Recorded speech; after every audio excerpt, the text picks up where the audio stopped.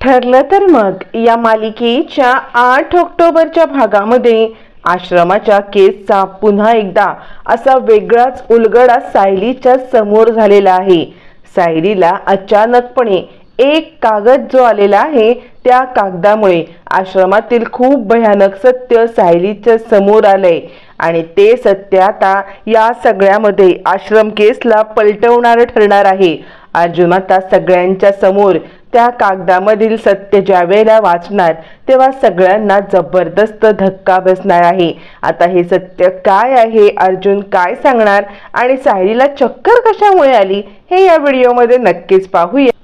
इकडे आता 8 ऑक्टोबरच्या भागामध्ये प्रतिमा आपल्या घरी जाणार म्हणून सायलीच्या जीवाची खूप उलाढाल होत असते आणि आता ती देवासमोर हात जोडून उभी असते आणि सांगत असते प्रतिमा त्या खरं तर त्यांच्या माहेरी आहेत आणि कधीतरी त्यांना त्यांच्या सासरी जावं लागणार। ही गोष्ट मला खरं तर मान्य करायला पाहिजे, पण तरी सुद्धा माझ्या मनाची उलाढाल का होत आहे? म्हणजे कधीतरी त्या आता माहेरून सासरी जाणार हे सत्य मला माहिती होतं ना, मग तरी सुद्धा त्यांनी इथून जाऊ नये, त्यांनी इथेच थांबावं असं मला का वाटतंय? मला या सगळ्यामध्ये प्रतिमा त्यांना सोडून जाताना मला खूप दुःख होतंय। काय होतंय असं आणि मला असं व्हायला नकोय। जर माझ्या चेहऱ्यावरती प्रतिमात्यांनी हे असं दुःख पाहिलं तर त्यांना सुद्धा इथून जाणं खूप कठीण जाईल। मला माझ्या चेहऱ्यावरील दुःख काहीही करून लपवायलाच हवे असा विचार सायली करत असते आणि देवी आईकडे तू मला बळ दे, म्हणजे प्रतिमा त्या जात आहेत तर त्यांना जाऊ देण्याचं मला बळ दे असं म्हणत आता इकडे सायली देवाजवळ प्रार्थना करत असते आणि ती सांगत असते प्रतिमा त्या इथे आल्यापासून जवळजवळ मला माझी आईच मिळाल्यासारखी झालेली आहे। मला माझ्या आईचंच रूप त्यांच्यात दिसतं, पण आता त्यांना त्यांच्या घरी सुद्धा जायला पाहिजे ना, मग माझ्या जीवाची इतकी उलाढाल का होत आहे? माझं मन शांत कर आणि प्रतिमा त्यांना या सगळ्यामध्ये मला आता जाण्याचं बळ दे असं हे सगळं तिचं बोलणं देवाशी चालू असताना प्रतिमा येते आणि सायलीच्या खांद्यावरती हात ठेवते। प्रतिमा ज्या वेळेला सायलीच्या खांद्यावरती हात ठेवते त्यावेळेला इकडे आता सायली म्हणते प्रतिमा आत्या तुम्ही देवाच्या पाया पडायला रात्रीच्या वेळेला आलात का? यावरती प्रतिमा सांगते हो, पण तुझ्या डोळ्यामध्ये ज्या वेळेला मी पाणी पाहिलं ना त्यावेळेला मला खूप उदास वाटलं। मी पाहिलं इकडे तू देवाच्या इथे प्रार्थना करते आहेस आणि तुझ्या डोळ्यामध्ये अश्रू आहेत असं म्हणत प्रतिमा आता सायलीच्या खांद्यावरती हात ठेवते आणि आता ती सांगते खरं सांगू का तर मला सुद्धा तुला सोडून नाही जायचं आहे। यावरती सायली म्हणते हो प्रतिमा आत्या मला सुद्धा तुमची खूप आठवण येईल, कारण थोड्याच दिवसामध्ये आपल्यामध्ये असं काहीतरी नातं निर्माण झालं आणि त्यामुळे आपण दोघी एकमेकींच्या सानिध्यामध्ये आता मात्र एकमेकींना खूप कम्फर्टेबल करत आहोत। पण खरं सांगू का तर मनावरती दगड ठेवून तुम्हाला आता जायलाच पाहिजे, कारण या सगळ्यामध्ये तुमचं सख्खं नातं रविराज काका आणि आता इकडे तन्वी हे तुमच्यासाठी वाट पाहत आहेत। त्यांना त्यांच्या मनावरती खूप ताबा मिळवून ते इथे राहिलेत, पण आता मात्र तुम्ही त्यांच्यासोबत जावं ही त्यांची इच्छा आहे आणि ती इच्छा तुम्ही पूर्ण करा। यावरती प्रतिमा म्हणते तू येऊन मला रोज भेटशील ना? यावरती सायली सांगते आपलं नातं पहिल्यासारखं नाही राहणार, कारण इथे असताना आपण 24 तास एकत्र होतो, पण आता आपल्यामधलं अंतर वाढणार आहे। तुमच्या डोळ्यामध्ये असलेला हा माझ्यासाठीचा मायेचा स्पर्श मला दिसणार नाहीये आणि खरं सांगू का तर हा स्पर्श हे डोळ्यामध्ये असलेली तुमच्या मनातली भावना हे सगळं मी खूप मिस करणार आहे। खरंच प्रतिमा आत्या मी तुम्हाला खूप मिस करणार असं म्हणत इकडे आता सायली प्रतिमाला मिठी मारते आणि तुम्ही डोक्यावरून जो काही माझ्या हात फिरवता तो सगळा स्पर्श तो मला खूप आठवेल असं म्हणत सायली आणि प्रतिमा यांची गळाभेट चालू असते। दोघी जणी आता एकमेकींना मिठी मारून हमसून रडत असतात आणि आता प्रतिमा सांगत असते खरं सांगू तर तुला सोडून मला अजिबात जायचं नाहीये। सायली म्हणते हो प्रतिमा आत्या, पण ही जगराहटी आहे ना, तुम्हाला तुमच्या घरी कधीतरी जावं लागणारच आहे ना, कारण रविराज सरांना आणि तन्वीला त्यांना सुद्धा तुमचा सहवास हवाच आहे असं म्हणत सायली प्रतिमाला समजवते आणि फायनली ताण्यासाठी तयार होतात। दोघी जणी एकमेकी सोबत खूप कम्फर्टेबल असतात, पण तरी सुद्धा दोघींना एकमेकींची साथ सोडून आता जाणं भाग असतं. हे सगळं प्रियाचं कारस्थान असतं, कारण या सगळ्यामध्ये प्रियाने आता या सायलीला प्रतिमापासून दूर करण्यासाठी हे सगळं कारस्थान केलेलं असतं.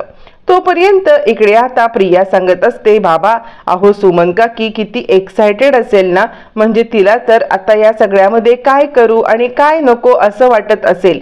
यावरती रविराज म्हणतात, हो तर म्हणजे ती इतकी काही तयारी करत असेल ना की आपल्याला बोलायलाच नको. प्रतिमासाठी हे करू की प्रतिमासाठी ते करू, तिला इतका आनंद होत असेल म्हणून तुला सांगू. आता ही सगळी चर्चा चालू असताना इकडे आता नागराजचा कॉल येतो. नागराजचा कॉल प्रियाच्या ह्याच्यावरती आल्यावरती प्रिया विचार करते की आता मी हा कॉल उचलतच नाहीये, कारण ह्या नागोबाला काहीतरी असं बोलायचं असेल ज्याच्यामुळे इकडे आता या किल्लेदारला संशय यायचा, म्हणून ती कॉल काही उचलत नाही आणि कॉल बाजूला ठेवते. नागराज म्हणतो, ही माझा कॉल का नाही उचलत आहे? ते काही नाही, काहीही झालं तरी सुद्धा मला हिला कॉल करून बोलायलाच पाहिजे. आणि तो पुन्हा एकदा प्रियाला कॉल करतो. प्रियाला कॉल केल्यावरती रविराज आता तो फोन उचलतात आणि म्हणतात, काय ग अगं काकाचा कॉल आहे ना, मग तो का नाही उचलत आहेस तू? यावरती प्रिया म्हणते, नाही बाबा मगाशी एक स्पॅम कॉल होता, आत्ता काकाचा कॉल आलाय, मी उचलणारच होते कॉल, तितक्यात तुम्ही पाहिलं. यावरती रविराज म्हणतात, उचल उचल. अगं त्याला सुमनने सांगितलं असेल ना की या सगळ्यामध्ये आपण प्रतिमाला घेऊन येतोय, तर काय तयारी काय नाही तयारी हे सगळं आता त्याला विचारायचं असेल म्हणून त्याने कॉल केला असेल. आणि कॉल उचल आणि कॉल स्पीकरवरती टाक. आता कॉल स्पीकरवरती टाक म्हटल्यावरती प्रिया गडबडते, कारण जर का कॉल स्पीकरवरती टाकला तर या सगळ्यामध्ये आता तो काय बोलतोय तो काहीतरी चांगलं बोलणार नाहीच आहे, कारण त्याने या कारणासाठीच फोन केलेला आहे की प्रतिमाला घेऊन येतेस तर मला का नाही सांगितलंस, तर हे सगळं समोर येईल म्हणून प्रिया गडबडते. रविराज म्हणतात, तुला बोललो ना कॉल हो म्हणजे स्पीकरवरती टाक बरं, असं म्हणत इकडे आता कॉल स्पीकरवरती टाकण्यासाठी रविराज प्रियाला सांगतात. प्रिया गडबडते, पण त्यानंतर प्रिया आता गपटीसती, योग्य तो ती आता उपाय करते आणि ती आता कॉल लगेच स्पीकरवरती टाकता बोलते, हा हॅलो काका बोला, कॉल स्पीकरवरती आहे, बाबांना पण तुमच्याशी बोलायचं आहे. म्हणजे आता कुणी काही बोलायच्या आधीच प्रियाने कॉल स्पीकरवरती टाकत त्यांना ऐकवलेलं असतं की बाबांना बोलायचं आहे आणि कॉल स्पीकरवरती आहे. हे ऐकल्यावरती आता नागराजला काहीच बोलता येत नाहीये. या सगळ्यामध्ये नागराजला आता मात्र नॉर्मलच बोलायला लागतं आणि तो म्हणतो, काही नाही, मला बोलली ना इकडे सुमन की प्रतिमा वहिनींना घेऊन तुम्ही येताय, तर काय तयारी काय नाही तयारी याच कारणासाठी मी कॉल केला होता. यावरती इकडे आता रविराज म्हणतात, बघितलंस तन्वी, मी तुला तेच सांगत होतो की या सगळ्यामध्ये त्याने कॉल याच कारणासाठी केला असेल की बाकी सगळी तयारी वगैरे काय आहे ते. यावरती आता मात्र नागराज चिडतो आणि तो विचार करतो, म्हणजे ह्या प्रियाचं करायचं तरी काय? मला ह्या प्रियाला अशी झापायची होती ना, तिला झापायची होती की या सगळ्यामध्ये काय गरज होती तुला हे सगळं करण्याची, म्हणजे इतक्या लवकर प्रतिमाला घेऊन येण्याची आणि मला सांगण्याची तुला गरज पण नाही वाटली. हे मला प्रियाला विचारायचं होतं, तर त्याआधीच या मूर्ख मुलीने या सगळ्यामध्ये कॉल स्पीकरवरती टाकला. म्हणून आता इकडे नागराज चिडलेला असतो आणि त्याला काही बोलताच येत नाही, प्रियाला काही ओरडता येत नाही आणि त्यामुळे तो फोन ठेवून देतो. इकडे आता उद्या प्रतिमा जाणार म्हणून पूर्णाजीची खूप घालमेल चालू असते. पूर्णाजीला खूप वाईट वाटत असतं आणि आता प्रतिमा सोबतच्या सगळ्या आठवणी पूर्णाजी आठवत असते. फोटो हाताशी घेते आणि फोटो हाताशी घेऊन आता सगळ्या जुन्या आठवणी, म्हणजे आत्ताच्याच नाही तर इतक्या 20-22 वर्षापूर्वीच्या सगळ्या आठवणी पूर्णाजीच्या जाग्या होतात. पूर्णाजीने दिलेलं प्रतिमाला वचन, त्यानंतर प्रतिमा ज्या वेळेला इथून त्या बर्थडेच्या दिवशी निघून गेली, या सगळ्या आठवणी आठवतात आणि आता पूर्णाजीच्या डोळ्यात पाणी येतं. त्यानंतर प्रतिमाला सायली कशी घेऊन आली, सायलीने प्रतिमाला या घरामध्ये कसं बोलतं केलं, सगळ्या चांगल्या वाईट गोष्टी आता पूर्णाजीच्या समोर उभ्या राहिलेल्या असतात. आणि आता उद्या प्रतिमा जाणार या गोष्टीवरती तिचा विश्वास बसत नसतो. प्रतिमाने याच घरामध्ये राहावं हे तिला मनापासून वाटत असतं, पण आता मुलीने कधीतरी माहेरून सासरी जायलाच पाहिजे हे आता पूर्णाजीला माहिती असतं आणि त्यामुळे पूर्णाजी आता प्रतिमाला पाठवण्यासाठी तयार झालेली असते. तोपर्यंत इकडे आता सायली आता प्रतिमाच्या रूममध्ये असते आणि प्रतिमाच्या मांडीवरती डोकं ठेवून ती झोपलेली असते। त्यावेळेला चक्क एकही शब्द न बोलणारी प्रतिमा आज सायलीसाठी अंगाई घ्यायला लागते। आता मात्र प्रतिमाच्या तोंडून ही अंगाई ऐकायला सगळ्यांनाच आता इतका धक्का बसतो की प्रतिमा एक शब्द बोलत नव्हती आणि आज तिच्या आवाजात ती अंगाई ऐकू येते। आता रात्री सगळे झोपलेले असताना सुद्धा ती अंगाईच्या आवाजाने सगळे जागे होतात। प्रताप म्हणतो, काय ग, प्रतिमाचा आवाज आहे ना हा? यावरती कल्पना म्हणते, अहो हो, खरंच सांगू का, प्रतिमांचाच आवाज आहे हा। चला चला आपण बघूया कोणासाठी अंगाई गाते असं म्हणत आता इकडे प्रताप आणि कल्पना हे दोघं जण जातात।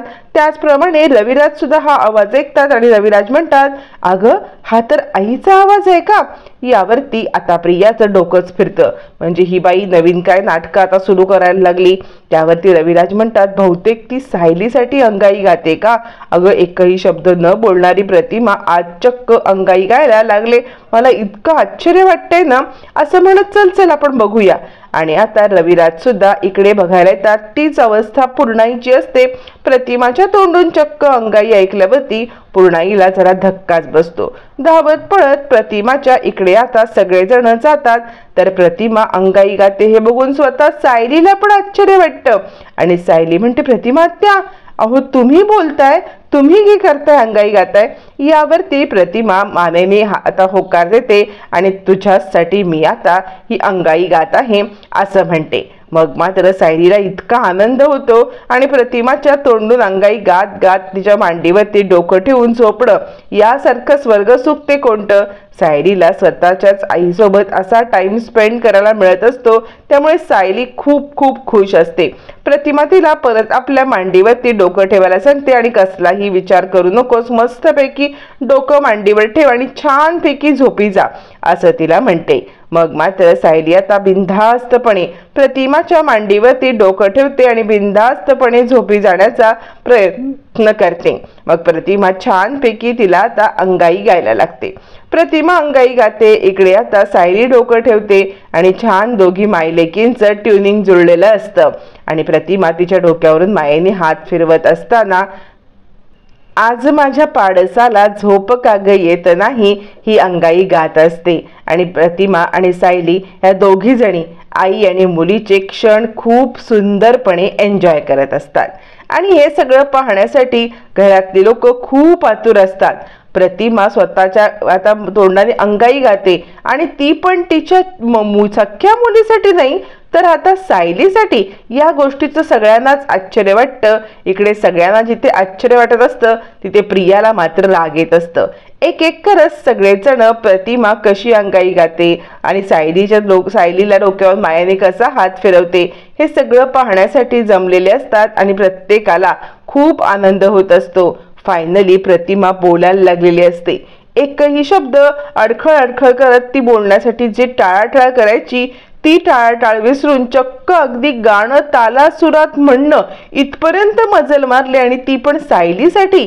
सगळ्यांना खूपच आश्चर्य वाटतं आणि प्रियाचा नुसता जळफळाट होत असतो आणि रविराज हे कौतुकाने पाहत असतात आणि पूर्णाई बघा ना, चक्क प्रतिमा गाणं गायला लागले, माझी प्रतिमा बरी होण्याचीच ही लक्षणं आहेत। यावरती पूर्णाई म्हणते, हो खरंच सायलीने खूप मोठा चमत्कार घडवून आणलेला आहे।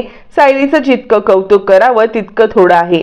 जे कुणालाही कधीही जमू शकलं नाही ते सायलीला जमलंय। इकडे आता प्रतिमा मात्र आपल्या मुलीच्या विरहामध्ये रडत असते, म्हणजे उद्यापासून आपल्या मुलीला आपल्याला पाहता येणार नाही हा तिच्या डोळ्यामध्ये भाव असतो आणि त्याचमुळे तिच्या तोंडून ही अंगाई आलेली असते आणि ती आता खूप छानपैकी गात असते। आता हे सगळं चालू असताना सायली आणि प्रतिमा या दोघांनाही एकाच वेळेला 22 वर्षापूर्वीच्या सगळ्या आठवणी आठवतात आणि दोघी जणी अगदी आता मायलेकी हादरतात, कारण या सगळ्यामध्ये छोटी तन्वी आणि आता रविराज आणि प्रतिमा ह्या फ्रेम मध्ये सगळं दिसत असतं आणि छोटी तन्वी सांगत असते, आई मला तुझी अंगाई गायल्याशिवाय झोप येत नाही ग, आई माझ्यासाठी अंगाई गा ना। आई गा ना माझ्यासाठी अंगाई असं म्हणत छोटी तन्वी इकडे प्रतिमाला फोर्स करत असते आपल्यासाठी अंगाई गायला.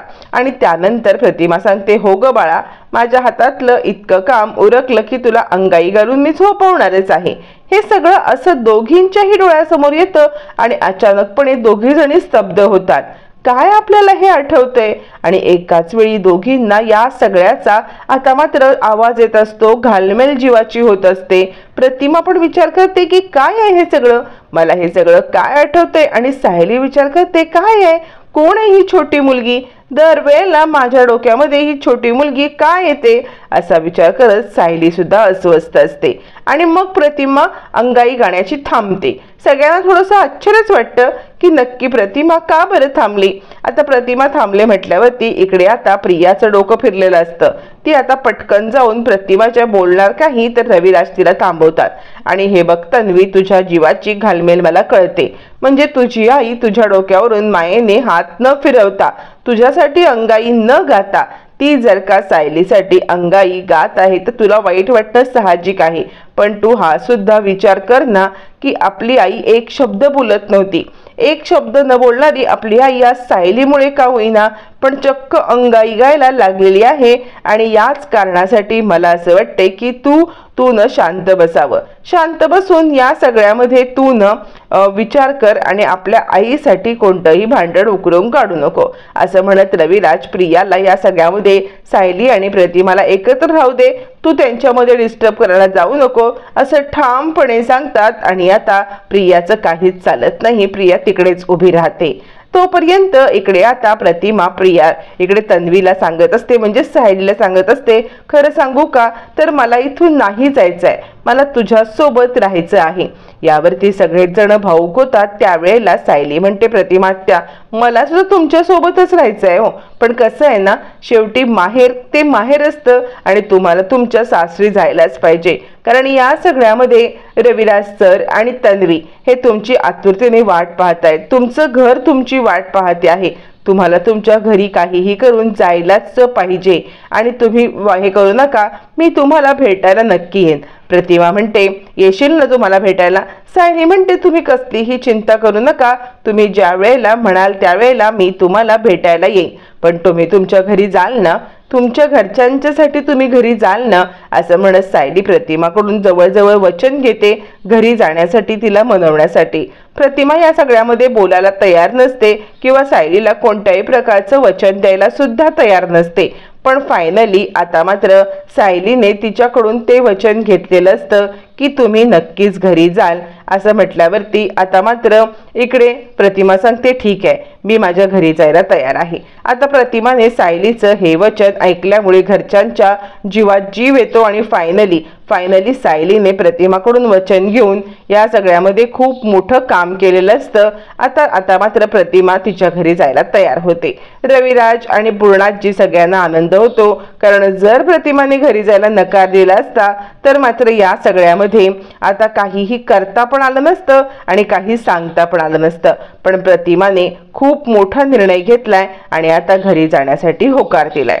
मग सायलीने मनवल्यामुळे रविराजांना खूप आनंद होतो. आणि त्याच वेळेला इकडे आता पूर्णाई म्हणते, आपण एक काम करूया, या दोघींना त्यांचा वेळ आता एन्जॉय करू दे. आपण या सगळ्यामध्ये नुसती लुडबुड करण्यात काही अर्थ नाही. त्या दोघी जणी एकमेकींच्या सोबत आहेत, हा वेळ त्यांचा आहे आणि त्यांचा वेळ त्यांना घेऊ दे. असं म्हणत पूर्णाई सगळ्यांना तिकडून जायला सांगते. तोपर्यंत प्रियाचा नुसता जळफाट होत असतो, म्हणजे आता ही आई माझी पण सगळ्यांच्या समोर त्या सायलीची बाजू घेऊन रडते काय, सायलीची बाजू घेऊन बोलते काय, सायली तिला मनवते काय आणि मला कोणी अजिबात डिमांड देतच नाहीये, याचा प्रियाला खूप खूप खूप त्रास होत असतो. पण सगळ्यांच्या समोर काहीही बोलण्यासारखं नसतं, त्यामुळे प्रिया तिकडून निघून जाते. इकडे आता प्रतिमा आणि आता सायली ह्या दोघी जणी आपला आपला टाइम एन्जॉय करत असतात. प्रतिमाला सायलीला आपण कधीही कुठेही सोडून जाऊ नये असं वाटत असलं तरी सुद्धा सायलीनेच तिला समजवलेलं असतं की काहीही झालं तरी सुद्धा प्रतिमा त्या तुम्हाला घरी जायला पाहिजे. आणि प्रतिमा या सगळ्यामध्ये घरी जाण्यासाठी तयार होते. प्रतिमा जीवाच्या वरती तयार होते. सायलीला आपल्या मांडीवरती घेते, छानपैकी थोपटते आणि तिला झोपी लावण्याचा प्रयत्न करत असते. प्रिया हे सगळं पाहते. बाकी लोक तर निघून जातात, पण प्रिया तिकडे थांबते आणि प्रिया विचार करत असते, तू कर ग, जे काय करायचे ना ते तू कर, पण उद्याच्या दिवसाला मी तुमच्या मायलेकींची ताटातूट केल्याशिवाय गप्प बसणार नाहीये. मायलेकींची ज्या वेळेला मी ताटातूट करेन ना तेव्हाच मी शांत बसेन, मग रडत बसा दोघींच्या घरी. असं म्हणत इकडे आता कपटी प्रिया दोन मायलेकींना वेगळं करण्यासाठी घाणेरड प्रयत्न चालू ठेवत असते. आणि आता या सगळ्यामध्ये प्रतिमाला घेऊन आता इकडे रविराज सर निघून जातात. निघताना प्रतिमा सायलीला मिठी मारते. सायलीला मिठी मारून हमसाहुमशी रडत राहते आणि सायली मला तुला सोडून जायचं नाही असं ठामपणे सांगते, पण तरी सुद्धा तिला घरी जाणं भाग पडतं. फायनली रडत रडत प्रतिमा घरी जाते, पण इकडे घडणारी गोष्ट वेगळीच असते. प्रतिमा निघून गेल्यावरती सायलीसाठी एक कुरिअरवाला येतो आणि तो म्हणतो, मॅडम तुमच्यासाठी नोटीस आहे. आता नोटीस कसली? सायलीला काहीच कळत नाही, म्हणून सायली अगदी पटकन ते एन्व्हलप घेते आणि फास्ट मध्ये ते एन्व्हलप उघडते. नक्की काय आहे तिला काही कळतच नसतं. काही मधुभाऊंची खबर बात आहे का असा विचार करत ती एन्व्हलप हातामध्ये घेते आणि पटकन ते एन्व्हलप उघडण्याचा प्रयत्न करते. ज्या वेळेला एन्व्हलप ती उघडते त्यावेळेला समोर असलेली सिच्युएशन ही वेगळीच असते आणि समोरचं दृश्य म्हणजे समोर असलेला हा सगळा जो प्रकार म्हणजे त्या नोटीसमध्ये काय लिहिलंय हे पाहून सायलीला चक्कर येते. चक्कर आलेली सायली खाली पडते. तोपर्यंत अर्जुन तिकडे येतच असतो आणि सायलीला चक्कर का बरं आली म्हणून आता अर्जुन सायलीच्या जवळ येतो. जवळ आल्यावरती सायली काय झालं असं म्हणत तो तिच्या तोंडावरती पाणी मारतो. तोपर्यंत सगळेच घरातले जमतात आणि काय झालं सायली, तुला अचानकपणे अशी चक्कर का बरं आली? यावरती सायली आता काहीही बोलत नाही. आपल्या हातामधला कागद अर्जुनच्या हातात देते आणि अर्जुन तो कागद वाचतो आणि त्याला जबरदस्त धक्का बसतो. पूर्णाजी म्हणते, अरे काय झालंय, असं काय आहे त्या कागदामुळे की ज्याच्यामुळे सायलीला इतका मोठा धक्का बसला? यावरती अर्जुन तो कागद घेतो आणि पूर्णाई याच्यामध्ये असं लिहिलंय की आतापर्यंत आश्रमाच्या जमिनीवरती स्टे होता, पण आता तो स्टे उठलाय. म्हणजे स्टे असल्यामुळे ही जमीन कोणीही ॲक्वायर करू शकत नव्हतं, पण आता स्टे उठल्यामुळे या जमिनीवरती कदाचित महिपत त्याचं रिसॉर्ट करू शकतो, आश्रम पाडू शकतो आणि त्यामुळे सायलीला धक्का बसलेला असतो. आश्रम हे तिचं माहेर असतं. आपल्या माहेरी होणारा हा असा हल्ला किंवा माहेरच उद्ध्वस्त होणार हे तिला सहन होत नसतं. तर या सगळ्यामध्ये अर्जुन सायलीची कशी मदत करणार? हा स्टे उठलाय तो पुन्हा कसा थांबवणार हे येणाऱ्या भागातच कळणार आहे.